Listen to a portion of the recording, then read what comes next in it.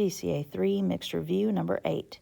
Ashley had 1/3 of her birthday cake. She shares her fraction of the cake equally with 3 friends. The model shown is shaded to represent the situation. What equation represents the situation?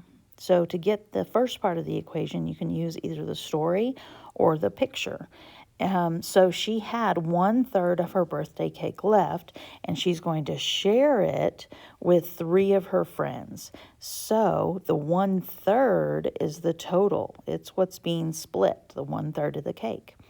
Now she's sharing it with 3 of her friends. If she's sharing, that means she's having some too. So that means there's 4 people splitting the cake. If you look at the model, you see the 1/3 of the cake, and it is being split into 1, 2, 3, 4 pieces. So 1/3 divided by 4. Now, to get the answer, again, you can use the model or you can get the answer yourself. If we use the model, what we're looking for is how much each of the people get. So that's why this last piece here is shaded a little darker than everything else, because that gives you your answer.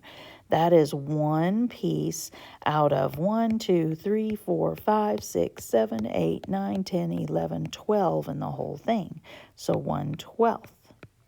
But you could have gotten that answer without the model. If you have 1/3 divided by 4, when a fraction I divide, Kentucky Chicken Fried, KCF, keep, change, flip. So we're going to keep that 1/3. We're going to change divide to multiply, and we're going to flip that 4. Now remember, in order to flip, we have to have a top and a bottom, so we make that super easy.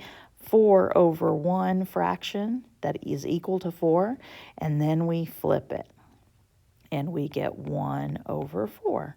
And so 4 flipped is 1/4. Multiply straight across. 1 times 1 equals 1. 3 times 4 equals 12. And so we got that same 1/12 answer. So correct answer to this one, 1/3 divided by 4 equals 1/12.